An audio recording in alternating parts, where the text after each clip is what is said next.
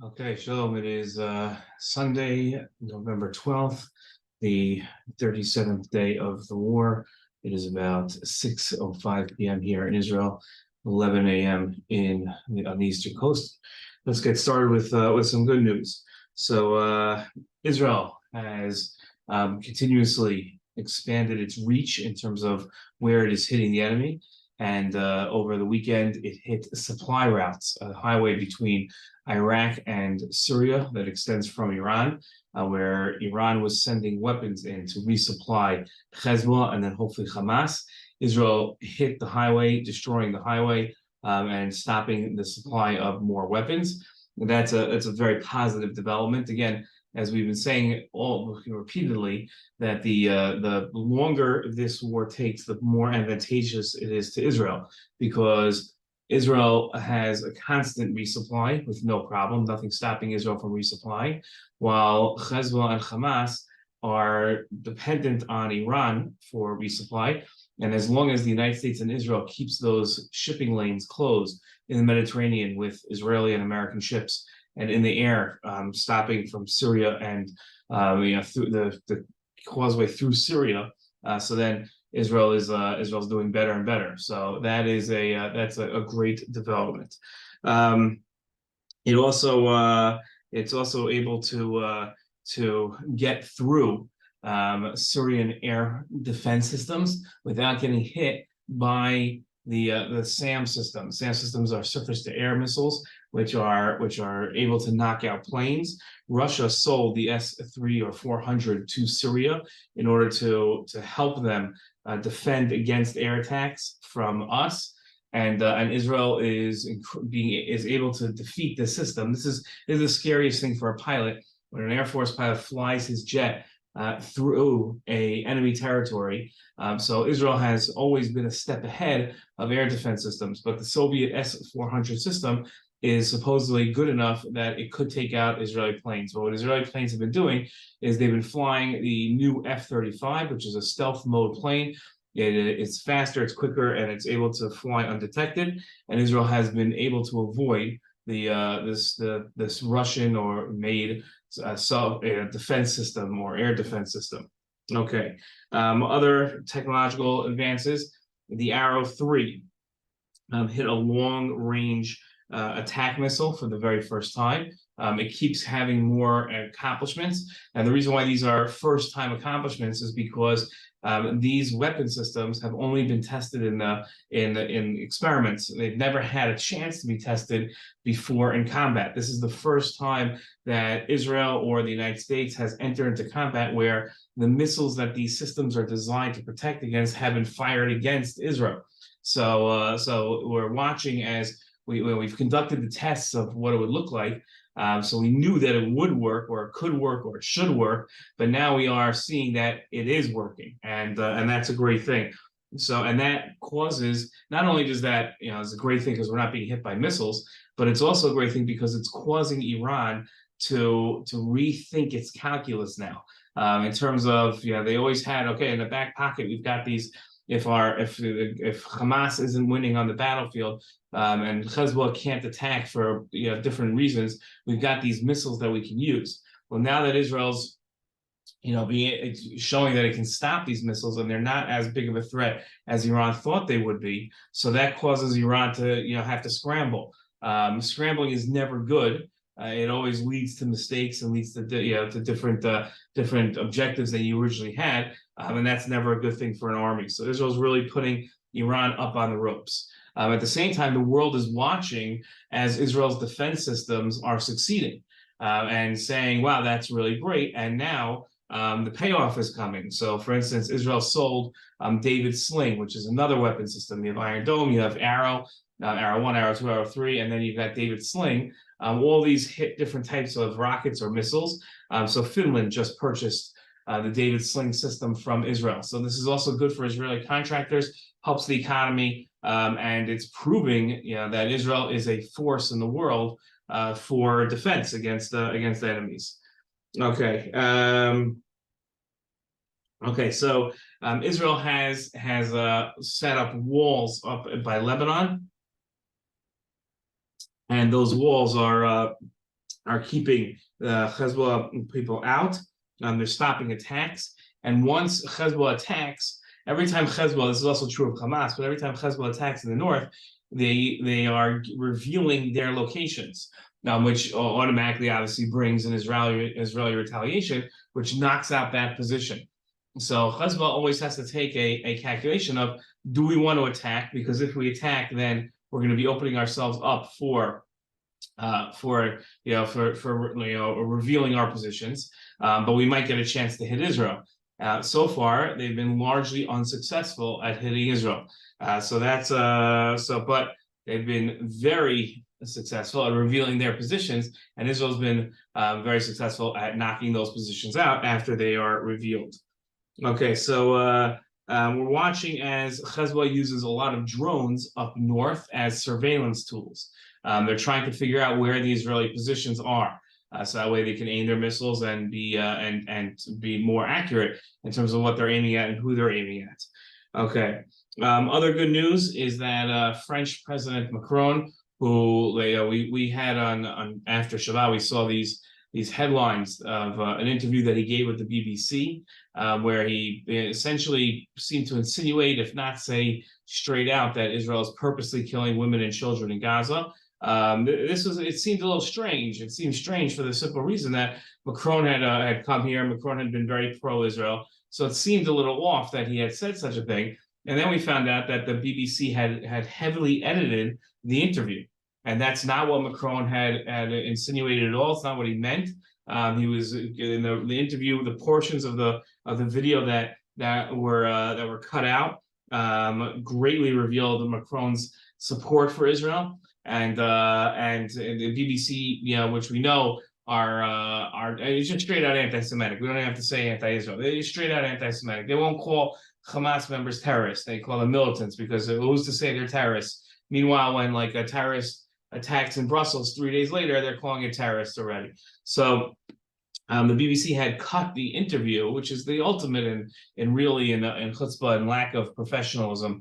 Cut the interview to get across the message that they wanted to. So they took out words that he said, they omitted things that he said, to make it look like he was being highly critical of Israel. Macron called President Herzog in Israel to clarify and to say it's not what he meant at all. And this was his words were taken out of context, and the interview was cut. So that's a positive development, because it pushes us forward. Okay, last piece of good news, which is going to seem strange, but it's actually very, very good news. The official count of victims that were murdered by Hamas on October 7th on Simchas Torah at the original attack was put at 1,400. Israel just readjusted that number based on new calculations and brought it down to 1,200. So it's weird to say that there are 200 less dead Jews than we thought, because there were never that many dead Jews, right? It wasn't like these people were dead and then they were resuscitated. They just were never dead. But it doesn't mean that an attack against 1,200 is that much less serious than an attack that killed 1,400, right? 1,200 is just as bad as 1,400. I don't even know how we say just as bad, how we compare these things, but it's bad. So there's no there's no saying that one is. Well, it's just good. It's good that only 1,200 people died and not 1,400. We'll leave it at that. So that's a very good thing. So that's the good news. That's the good news. Let's move on to some painful news. We lost 4 soldiers over Shabbat. 4 soldiers in Gaza. I think it might have even been 5 soldiers, and it's hard for me to tell and get the exact number. But they ran and were hit by an explosive that I guess they didn't see, that was set up as a trap for them, and they were taken. One of the soldiers was well known to the American community. His name is Moshe Leiter. He was a father of 6 children. His father, Yechiel Leiter, was a chief of staff to Prime Minister Netanyahu in the 1990s, and is a frequent guest of synagogues and different organizations as a speaker on Israeli matters. I've known him since I think I was about 10 years old, and the father was a wonderful man. His son looks like he was also a really wonderful man. And another one of the victims was actually a crew member on the television show Fauda. And every soldier is just it's so hard losing these soldiers.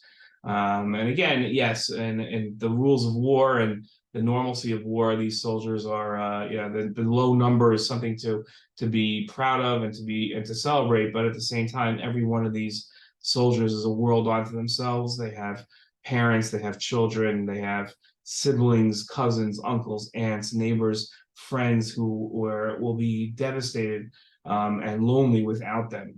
So it's hard to imagine the lighter family without their father, 6 children, without a father now.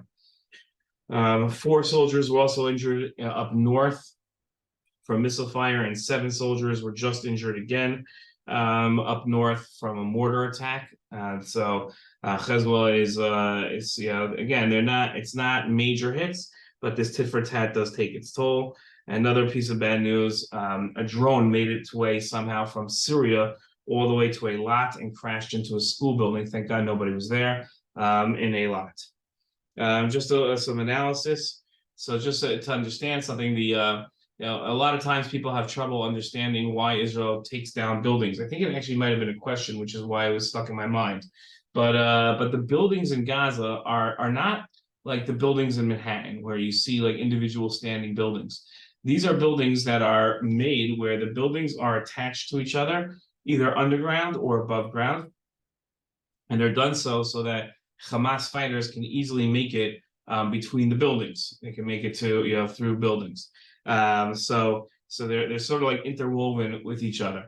What that allows is Hamas fighters to move easily between the buildings. So when Israel takes down a building, they're taking down the entire building, not just in order to kill the couple people that are in the building, but to destroy the infrastructure that Hamas is using to attack Israel. And that's very important to recognize. And there's another point that I think this is important. Somebody might look at me and say this is it doesn't matter.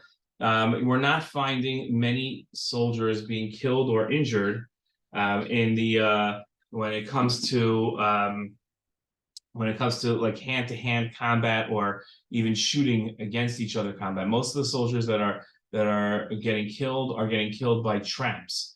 So that's important. It's important. It shows that a level of skills that the IDF is having, in that they're killing hundreds of these soldiers and avoiding the fight, the hand-to-hand or face-to-face fighting that people were worried about in urban warfare. And I think it's very good that Israel is using planes to bomb even entire neighborhoods. Israel's given 2.5 weeks to tell everybody to get out. And this is our way of making sure that we win and we kill the people that are trying to kill us. And there's no reason to show mercy to an enemy. We should be using the force that we have and not limiting the amount of force that we have. We don't want this to be an even fight. We want the advantage. We want the advantage so we win. The goal here is to win, and the goal is to win by eliminating the enemy. That's what we're doing. Okay. Bibi Netanyahu has been given a lot of interviews this morning so far, and one of the important points that he's making is that if the world comes down on us, right? This was always the thought when it comes to Israel fighting a war, that Israel always has 2 or 3 weeks to fight a war, and then the amount of devastation, destruction that they bring to the enemy is too much for the world to handle, and they pressure Israel to stop. There are United Nations Security Council hearings that cause it to stop, and that's the common idea. And now Prime Minister Netanyahu said, listen, it doesn't matter. We're not stopping until we've achieved our objectives. And that's securing Israel, eliminating the terrorists that are trying to harm us, and bringing the hostages back. And the world could come against us, in a diplomatic sense. And Bibi Netanyahu is saying it doesn't matter. We're not stopping until we've won this one. Another, just a background point that I think it's important to note, which is that a lot of people say, what Israel's doing now is just as bad as Hamas. Now, Hamas killed 1,200 civilians and injured some 5,000, and Israel's killing thousands of Gazan civilians. So why is Israel any better than Hamas? The difference between Israel and Hamas is that Hamas purposely aims to kill civilians, Israeli civilians. That's their goal. That is the goal. And that's what terrorists do. What Israel is doing is Israel's trying to wipe out the terrorists that started the battle with them. All right. And that's what Israel's trying to do. And unfortunately, there is collateral damage that Israel's trying to limit as much as possible. So that's the difference. Hamas is trying to raise the amount of civilians that are killed, both, by the way, on our side and on their side, while Israel is trying to limit the amount of civilians killed, also on our side and on their side. So that's an important distinction to make. Lastly, I want to make an appeal to anyone listening to this in America that on Tuesday, November 14th, that's this Tuesday, it's in 2 days from now, there is a rally scheduled in Washington, D.C. I know for some people it's tough to take the day off. I know for some people you have school or you have work. But these are the moments where it's important to hurt a little and sacrifice a little for the Jewish state. If you're outside of Israel, you're not being asked to fight, you're not being subjected to missiles, you're not being subjected to rockets. You can be subjected to some financial loss of paying for a flight or a train or a bus, or taking the day off from work. This is where it does pay to hurt a little. Not that if you live in Washington, D.C. and you just have to walk down the block, then that's great also. But if people are hesitating and saying to themselves, is it really that important? Do I really need to I have busy things to do? Well, we've all got things to do. But this is what it means to be a Jew. This is what it means to stand up for Israel. It means that at times you have to take off, and you have to put the effort into to do something for the larger good of the nation. So I really hope that anybody listening to this is considering taking off from school, whether you're in high school, whether you're in college, whether you're you work at a job, whatever it is that you do, no matter where you are in America, and flying in for this rally. It is that important that we have a big crowd. And while, yes, you one person will not make the difference, but if everybody thinks that way, then there won't be a crowd. And if everybody starts thinking, I need to go, then there'll be a big enough crowd that will impress Congress and impress Israel and inspire them. And it's really that important that you be there. Okay, let's get to questions. First question is, was there a place that Hamas was building drones? Yeah, where was the place that Hamas was building drones? Hamas was building drones, of course, next to a school, because that's the best place to build drones, right next to a school, because that way the enemy will have a tough time attacking the location. So Israel figured it out and was able to knock it out anyway. Why does the idea have to demolish whole building? Oh, here it is. Okay, why does the idea have to demolish whole buildings of residents? I know that Hamas infrastructures are there, but what does that mean? Is it necessary for the whole building to be demolished? Yes, exactly. So Hamas doesn't just take over a building, doesn't just go into the basement. It uses the entire building as part of its war arsenal. So, and you can't always just take out one floor of a building. The building will come down. So when the choice between Israel effectively waging war and stopping the enemy, or limiting itself and putting its civilians at risk by allowing the enemy to stay alive, Israel must be responsible for its citizens and take out the entire building. That is not something we should be ashamed of. That's not something that we should cower from or say, gee, I wish we didn't have to do that. No, the enemy has used the structure to kill Jews. We are going to take out the building, and we're going to take out the people that made that decision. We're going to take out any person that supports the killing of Jews. We have enemies that are evil.